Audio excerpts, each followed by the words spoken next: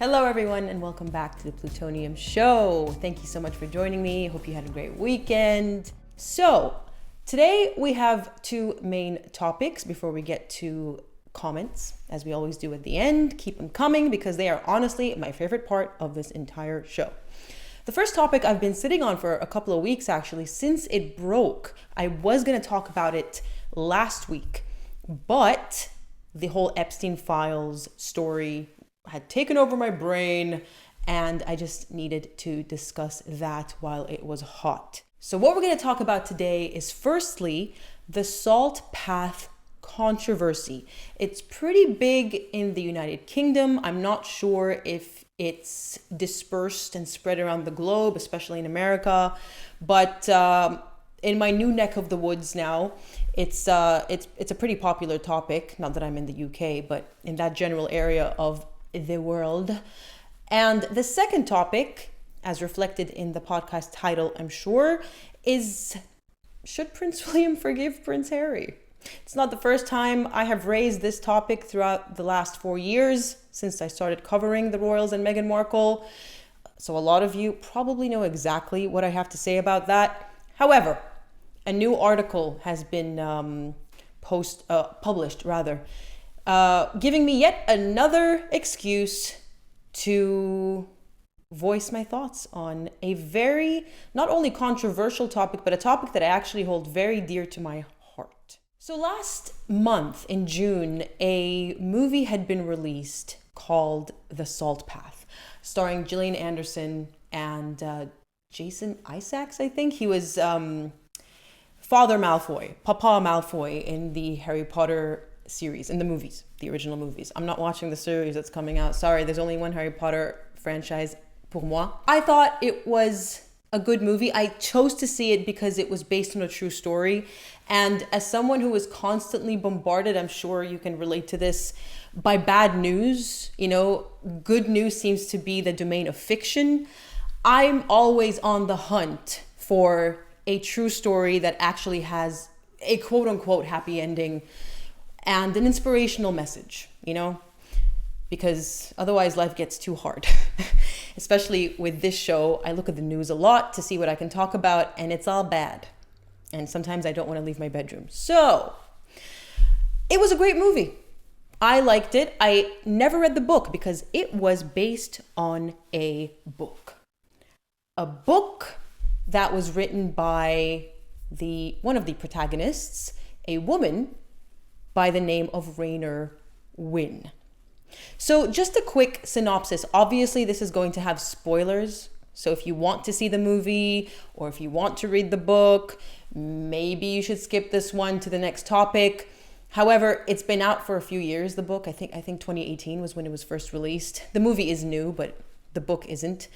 And so here's the synopsis. Just days after Rainer learns that Moth, her husband of 32 years, is terminally ill, the couple lose their home and their livelihood.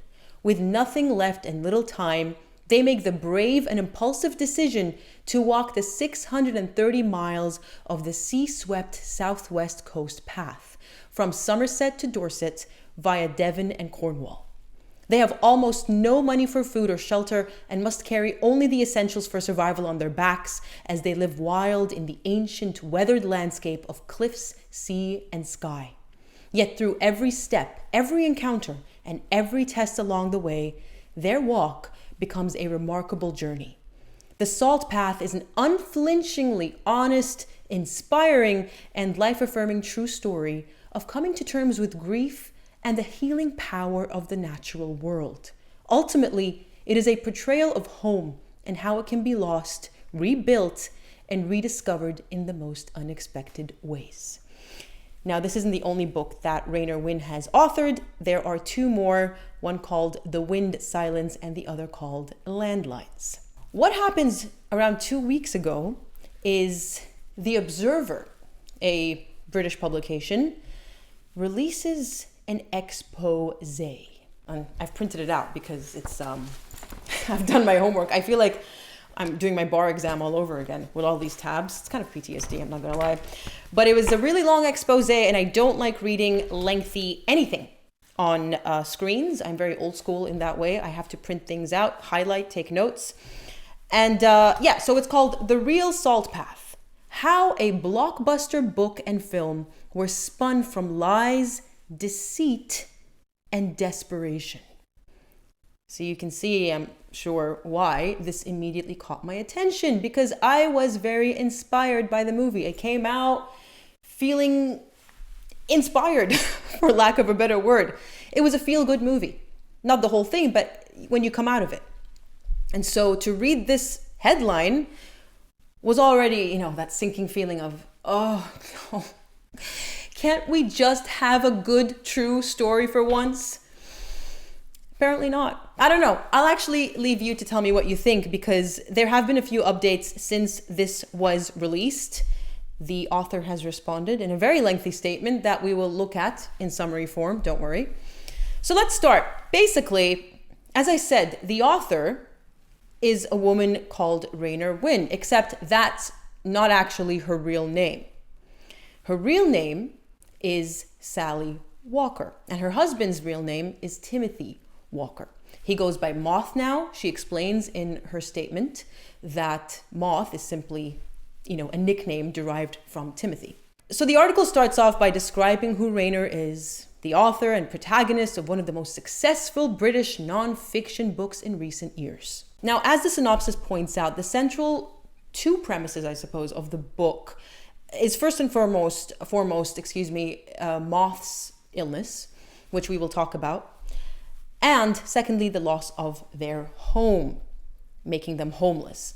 Now, the main point of contention when it comes to the homeless bit is the entire story of how they lost their home. The book and the movie would have you believe that the couple had made a poor investment in a friend's business in the 90s. Now, the 90s part is not actually, I need to stop brandishing this about. It's actually not working out too well. The 90s part is not mentioned in the movie, but Rainer Wynn does bring that up in her response. However, they made a bad investment and they named this friend Cooper. When Cooper's company failed, Wynn writes, he told the couple they needed to pay up and then took them to court to recoup the debt. The judge ruled that Cooper should take possession of the couple's house in lieu of the money they owed. And so Wynn says, we lost the case and we lost our house. The book goes further and the movie goes further to describe that this was based on some kind of a technicality where she filed paperwork too late. But again, this is something we will address once we get to Rainer's statement. But the Observer summarizes it by saying, in other words, according to Wynn, the couple lost their home simply because their own generosity was turned against them. And as someone who watched the movie, I will say there was little to no context given to that part of the story. And it's interesting now in hindsight, given we're about to find out what actually happened, it makes sense why there was little to no context. I was quite confused. How can something so drastic, how can a movie start off with such a drastic event with little to no buildup? That's how it was. And so, excuse me while I shuffle around my paperwork, we get to how the couple actually lost their home. The following account of how it happened is based on interviews with 8 people that have direct knowledge of what happened. And I want to say from jump that Rainer and Moth Wynn, as they call themselves, I guess, Sally and Timothy Walker, are not suing, up until this point, as of the day of filming, The Observer, and haven't sued The Observer for the publication of this story. As far as I've seen, there is no update or disclaimer on the online version of this exposé, which normally happens when a publication had made a mistake or they get threatened. For defamation, for instance, which hasn't happened so far, and I think that is very telling. So, in the early 2000s, a woman known as Ross Hemmings, he says that Rainer Wynn was working part-time as a bookkeeper in her husband's family business. A few years after she started working there, the couple started to notice that money had gone missing. Now, all of this was never in the book or the movie. In the end, after they'd gone through all the books, and this took a while, initially they thought it was just £9,000, and Sally made a big deal out of paying it back, but she did pay it back, which tells you that it wasn't a false accusation. Why on earth would you pay back £9,000 if you never embezzled it? But in the end, it turns out it was around £64,000 that she had been quietly stealing from this unassuming elderly couple. The husband, Ross's husband, Martin, passed away in 2012, by the way. Well before this book was ever published, and of course, well before the movie. And so when he found out, he called the police, Martin, and a local police officer was reached out to by the Observer, and he confirmed that Martin had called the police to complain about this. And that call then led to Sally Walker's arrest. So she got arrested and was taken in for questioning. The Hemmings solicitor, so Martin and Ross's lawyer, recalls that Walker was arrested and interviewed by the police. So you have two corroborating, I suppose, witnesses or people who were involved, a police officer and a lawyer. Then Ross, the widow, says that Sally was sent home for the night and told to appear at the police station the very next day. Except, I'm sure you're guessing where this is going already, she never showed up. She disappeared. And so we get to the whole repossession of the home. True story. Sally and her husband show up in London. Now, they were living in Wales. I suck as a storyteller. They're living in Wales. And they ended up in London, where they went to a long-term childhood friend named James. Right? I don't know if he's actually... Yeah, James, who he died in 2016. And he was a distant relative of Tim Walker's. And so what James did when they told him of their plight, again, this corroborates that it was all true. Why would you run off to London and, as you will see, beg for money? James arranged a deal under which he would lend Walker the money to repay the sum she had allegedly stolen. Then the Hemmings were contacted by the Walker's lawyer from London, and he told them that Sally would pay all the missing money and would cover the legal costs of both sides as long as Martin agreed not to pursue a criminal case against her. And he had to end up signing an NDA. So he agreed. The man just wanted his money back. He didn't want to go through the hassle of a criminal case and prosecution and the stress of that. And then at the end of the day, they might not win the case because, justice isn't always arrived at in a court of law. I'm sure many people who follow the Diddy case would agree. But he did end up signing that non-disclosure agreement. So that's all good. Martin got his money back, and I suppose one moves on. In total, Sally and Tim Walker borrowed £100,000. So I'm presuming to cover the legal costs because they actually owed 64. Documents filed at the land registry show that the way this money was borrowed was in the form of a loan, a charge against their home, with an 18% interest per annum, which is insane.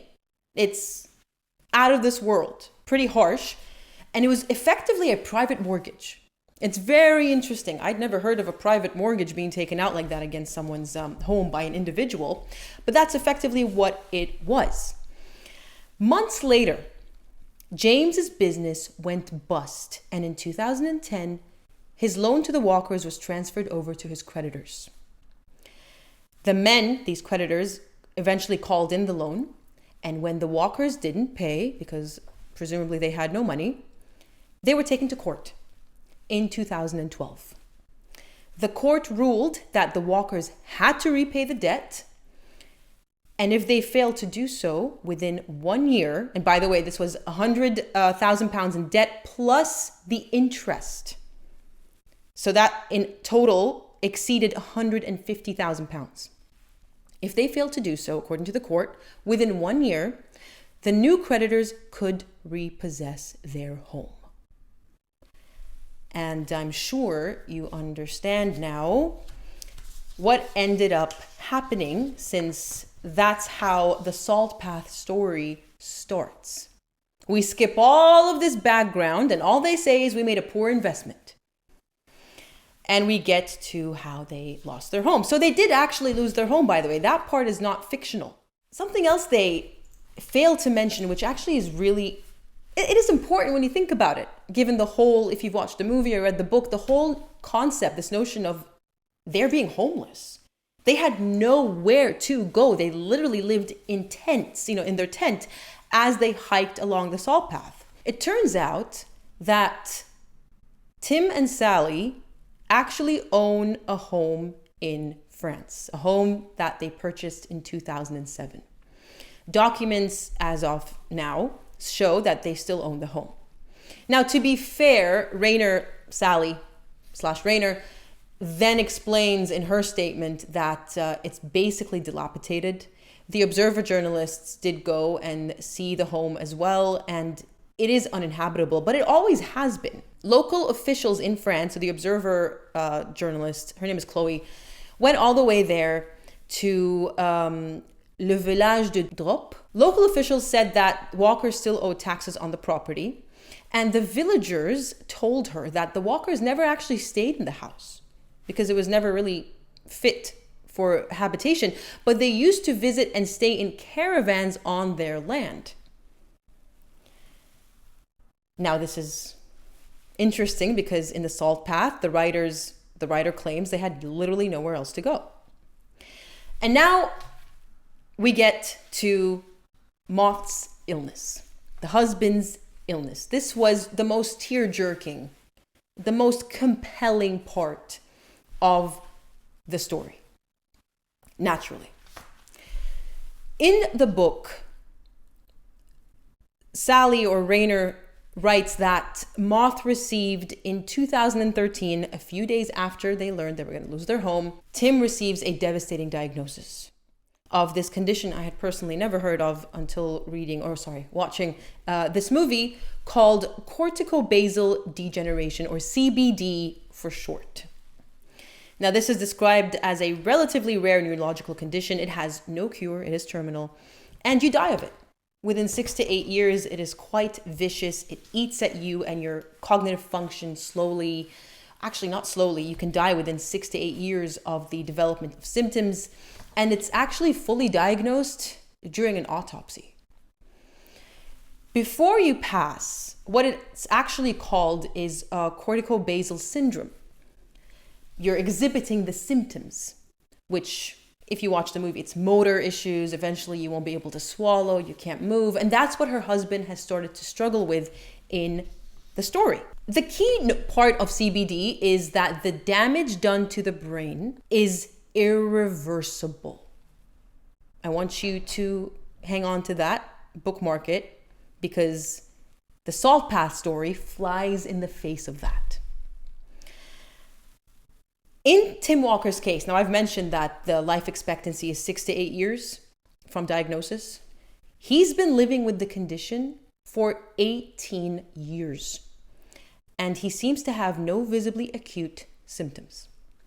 Now, the article goes on to detail how the journalist, Chloe, spoke to 9 neurologists and researchers who specialized in CBD, and they were all skeptical. They were all talking about how this is, they've never examined the man, so they couldn't flat out say he's making it up or lying, but they had serious doubts as to whether he had CBD. The whole premise of this book, and it's not just in this book, by the way, it's just that I've seen the movie, but in her third book, Landlines, it's the same concept of every time Moth gets really sick, they go out on this long walk and he miraculously reverses his symptoms. That's why I told you to hang on to the CBD, the damage is irreversible to the brain. But somehow, without fail, every time Moth is feeling terrible, they go have brain scans done. They show in Landlines, Sally/Rayner actually writes that a brain scan shows a distinct reduction in his receptor cells. So there's physical damage here. But at the end of another long walk with a subsequent brain scan, they see that it's a normal reading. The CBD seems to have disappeared.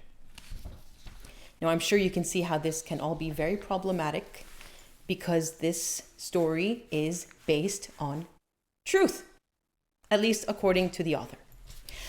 Now, initially, when the Observer were going to publish this article, they did what any good publication, I suppose. I don't know much about the Observer, by the way. I don't know if they're actually good or legit, but Chloe, as a journalist, did her due diligence and reached out to the couple. So they contacted both of them and put to them all the information they've gathered to get their side of the story, to give them the right of reply. They didn't speak to the Observer. Instead, Sally sent a short statement through her lawyers, and this is it. The salt path lays bare the physical and spiritual journey Moth and I shared, an experience that transformed us completely and altered the course of our lives. This is the true story of our journey. So, still sticking by the notion that this is based on a true story. Chloe also contacted Penguin, who are the publishers of the book, and they did not respond. She contacted Walker's literary agent. He did not respond. And Number 9 Films, which produced the Salt Path movie, and they did not respond either. Now, I need to speed this up because I've spent a lot of time on this topic. Surprise, surprise, there's a lot to get through. A few days later, I don't know if it was a week later, Raynor Wynn / Sally Walker comes out with a very lengthy statement rebutting / explaining all of the Observer's accusations, still with no hint of a lawsuit, nothing. It's on her website, raynorwynn.co.uk, which I had no idea even existed.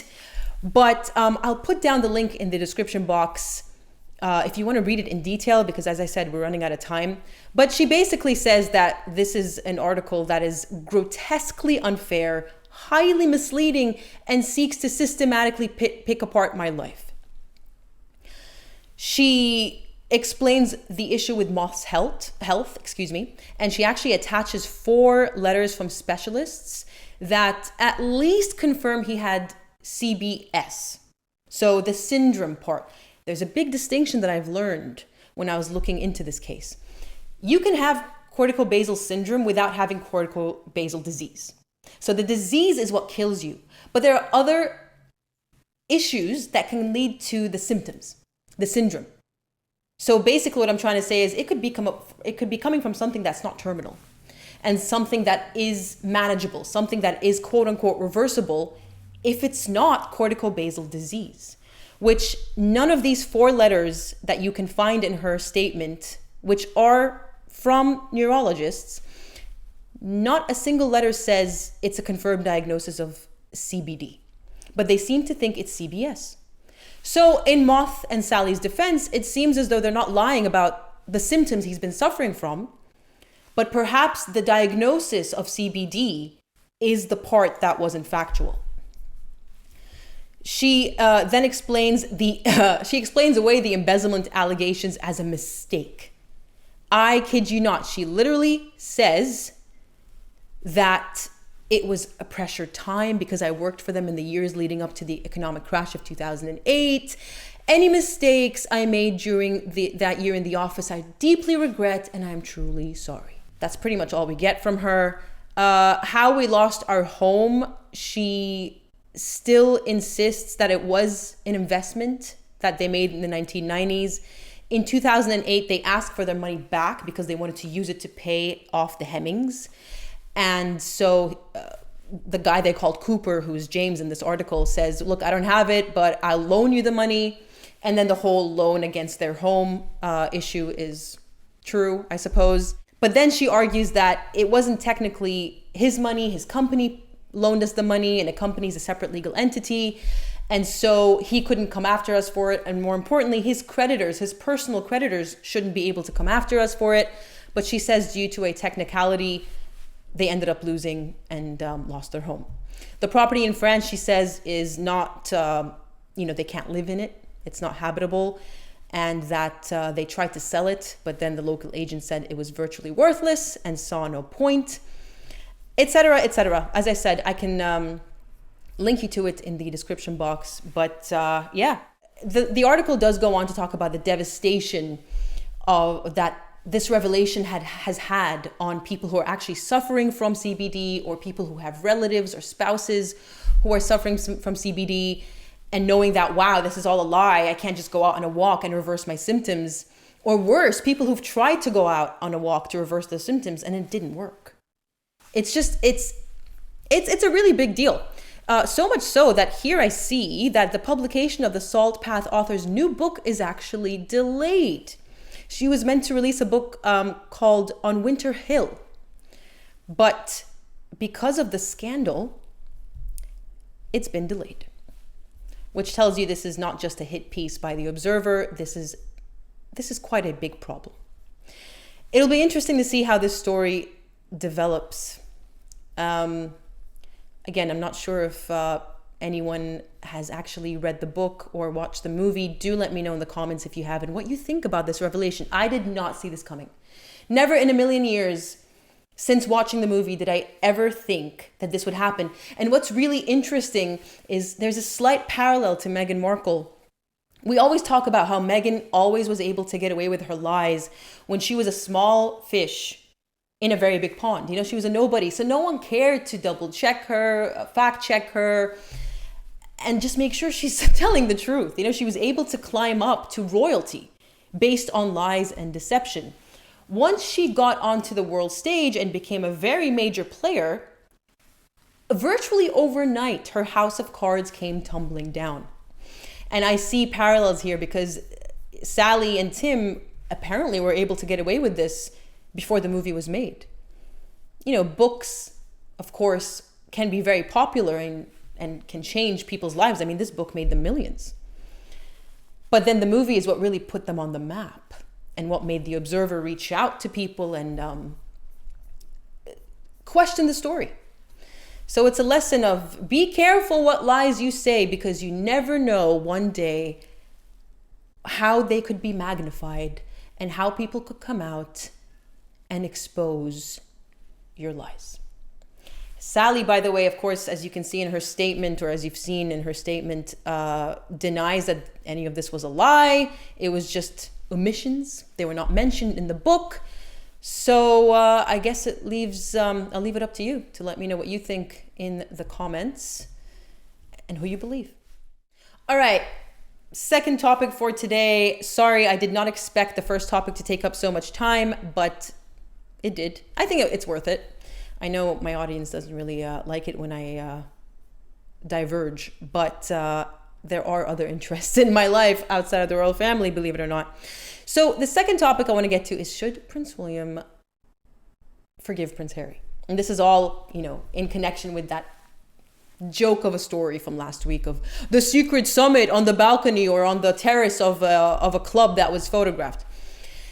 Fair warning, this article, which we will only be looking at excerpts from, was written by one Tessa Dunlop, a screeching quote-unquote historian. I mean, I would have thought historians had more of a grip or a grasp on reality, but Tessa seems to be living in, you know, Sussex delusion land. I have not watched or listened to any of those British news channels where they used to host her a lot for 2 years now. And so it's been a while since I've listened to or, you know, been subjected to her ramblings. But here we go. She talks about, in this article she wrote for The Independent, where she says, Harry's homecoming depends on one man, and that's the problem. She talks about how William's absence from this summit, so-called summit, is very telling and problematic.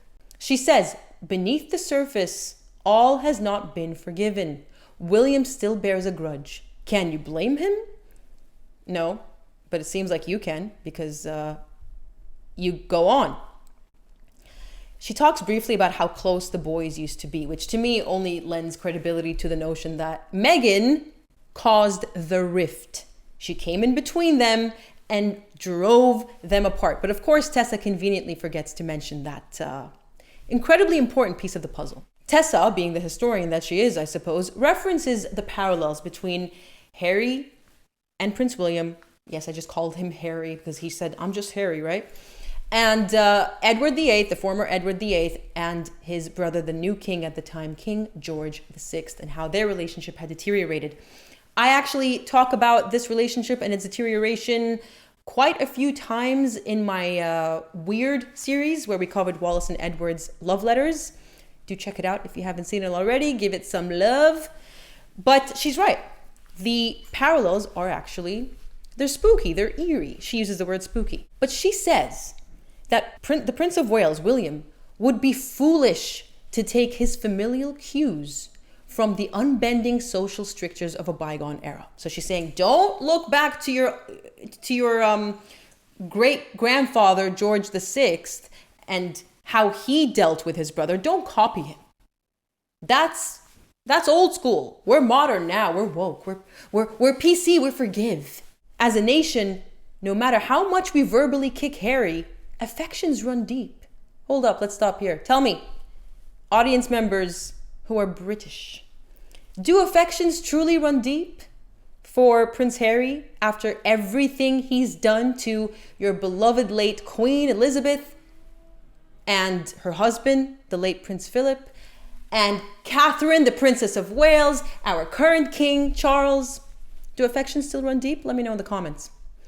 Beneath it all, what really rankled was the Sussexes' rejection of our most revered institution. I don't think so. I think what really rankled is their betrayal. It's not like they simply rejected it and said, this is not for us. We're going to go off and do our own thing.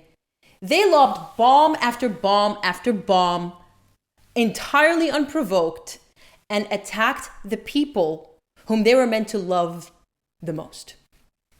But again, gloss over the issues, why don't you, Tessa? Some historian you are. Likewise, William surely knows that one day he must rediscover his affection for his younger sibling. Must he now? Protected by a preordained sovereign destiny, the longer he withholds the olive branch, the more churlish it could start to look. William is not a man for turning, and as the spare knows all too well, one day the Prince of Wales will have all the power. But impressive kingship, like all good leadership, requires flexibility. If at the moment Harry steals all the negative headlines, it will be history that judges William, his more powerful older brother. Only by genuinely forgiving and including the spare will he be able to boast that his reign has the requisite hallmarks of modern monarchy: compassion and magnanimity. And most important of all, he will know it is what Diana, his mother, the self-proclaimed Queen of Hearts, would have wanted. And here is the issue that keeps coming up every time a reconciliation story crops up. Without fail, the narrative of William should be the bigger person, he should stop bearing a grudge, he should get over it, also comes up with it. And I've alluded to this in last week's episode, but it wasn't the focus of the story because it was the whole summit thing. I just find it so despicable, no matter whether it's king, whether it's just your average Joe brother, anyone who has been wronged. I find it despicable when other people who have not been wronged, they're not the ones who have been treated so abysmally by their beloved brother, their family, whatever, by their blood. And then these people are the ones that say, yeah, you need to get over it. You need to forgive.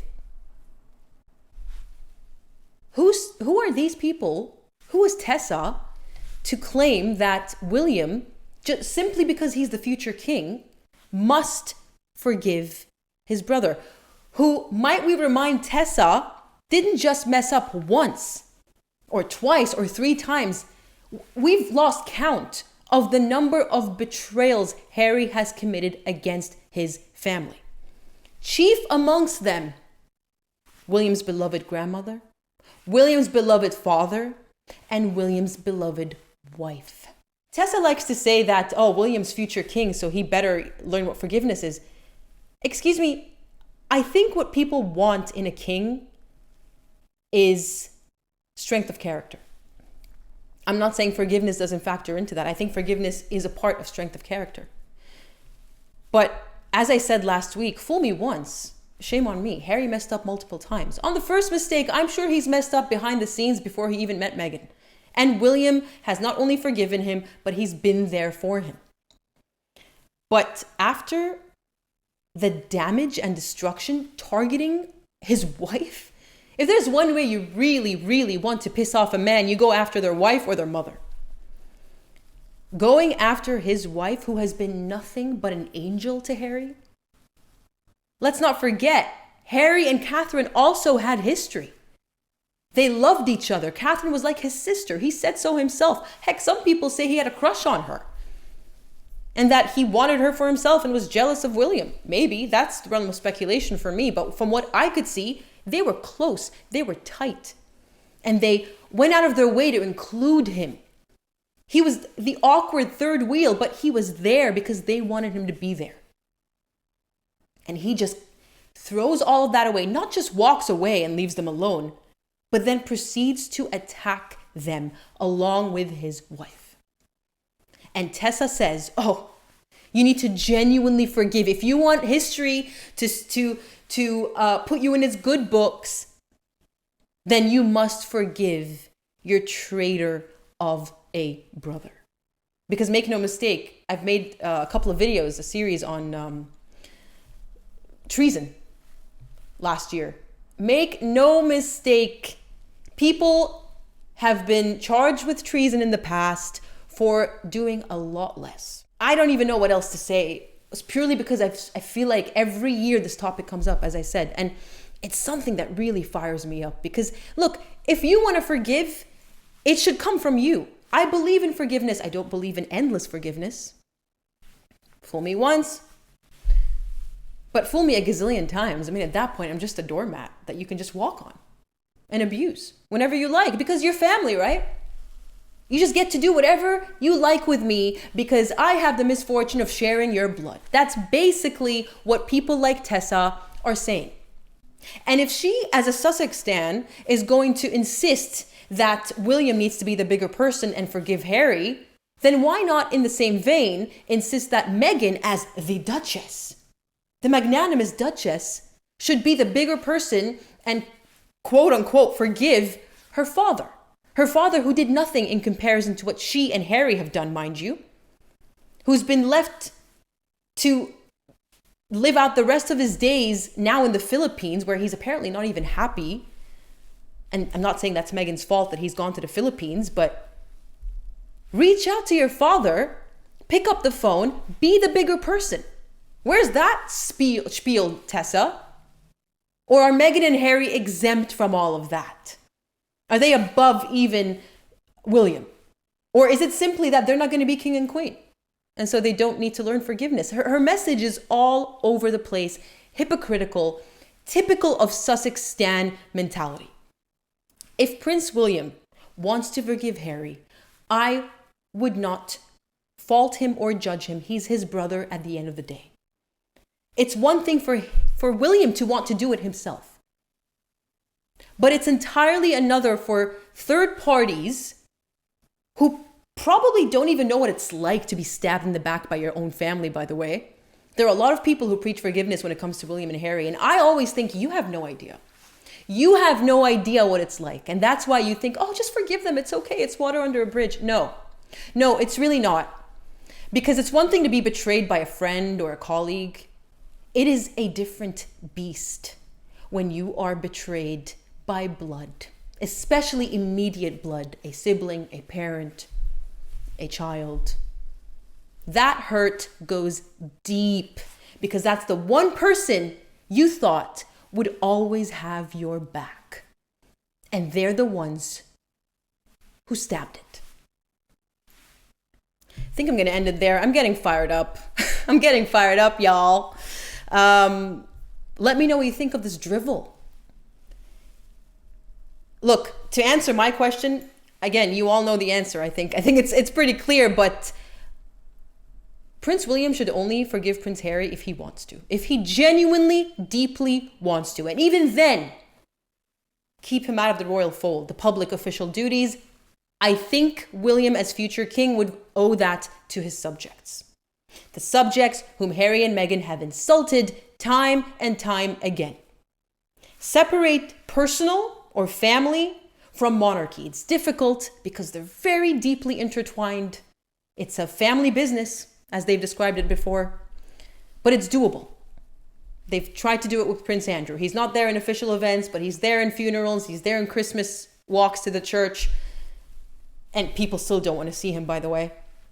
And Prince Andrew, you know, the allegations against him are terrible, but he didn't exactly betray his family. Not saying whatever he did or he's alleged to have done it is excusable. I know someone on the internet is going to say, you're saying that. No, I'm really not. But he did not betray his family. All right, this episode is longer than usual, so I'm going to zoom through these comments. I cannot end an episode without going through your comments. The first comment is from Jane6691, and this is a comment posted under part 3 of the Weird series. There are definitely parallels between the two American duchesses. Although I was never a fan of Mrs. Simpson, from the letters, she presents as a more sympathetic figure than the current iteration. On the whole, I think that the Duke of Windsor was the narcissist in their relationship, whereas I am certain that Meghan Markle is the narcissist in the Sussex marriage. What a long, vacuous marriage the Windsors endured. This is a really enjoyable series and provides a fascinating journey into their relationship. Thank you. Thank you for watching it. These videos don't tend to do well. They don't stop me from working on them because it's a labor of love when it comes to history. It's one thing to make topics for the audience because that's the point. When you accumulate an audience, you do, somewhat have to cater to them. But to do that all the time, for me, is not sustainable. I really want to thank everyone who tunes into my royal history series and videos that have nothing to do with Meghan and Harry, or little to do with Meghan and Harry, because we do draw parallels in these videos. But I absolutely agree. I've said this before. I actually think Wallace is a better person, with the Nazi allegations to the side. I acknowledge them. Is a more humble person than Meghan could ever hope to be. She comes across as quite insightful in her letters. She has a lot more humility and a lot of self-awareness, at least in comparison to Meghan. It's a really low bar. Let's put it that way. All right, on to the next comment, which is also from the Weird series. This one is from Mummy Love 5. That early euphoria from David was his version of the Freedom Flight video. Childish excitement at raging against the institution and feeling like they, both David and Harry, were victorious. However, as we know, in both cases, it didn't last. And they both tried and failed to be important on the world stage beyond the monarchy, and both tried to claw their way back. Let's hope the monarchy can hold its nerve this time and keep the modern petulant prince at arm's length. Hands down, the best comment I have received in this series. Spot on. I did not even think about that parallel when I was reading out in part 3, the weirdest video, about how Edward was described as going through this euphoria when he abdicated. And you're right. You're absolutely right. So it's really creepy. It's really creepy how history repeats itself. We are so unoriginal when you think about it as human beings. We have limited personality traits that are repeated sporadically. And I suppose you can argue Edward and Harry are related, but then you've got Meghan and Wallace. But it remains to be seen what the current monarchy decides to do, because the monarchy of George VI was ruthless when it came to Edward and Wallace. They did indeed try to claw their way back, but the monarchy wasn't having any of it. So they know how to do it. They know what must be done. And it will be very interesting to see how these attempts of the Sussexes to slither their way back into the monarchy will transpire. I have a feeling they're not going to get anywhere, but what do I know? Anyways, that's all I have time for today. Thank you all so much for joining me. Hope you enjoyed the whole salt path expose, because it's important to know that there are people out there who are not only lying and making millions out of their lies, Meghan Markle, but who can con you. I don't know how else to say it. It's a snake pit out there. I don't like saying that. It's pessimistic, but my dad used to tell me the world's a jungle. Kill or be killed, not literally, but it's all about survival. of the fittest out there. And boy, have I learned that in my short time on this planet. All right, on that note, I will see you next time.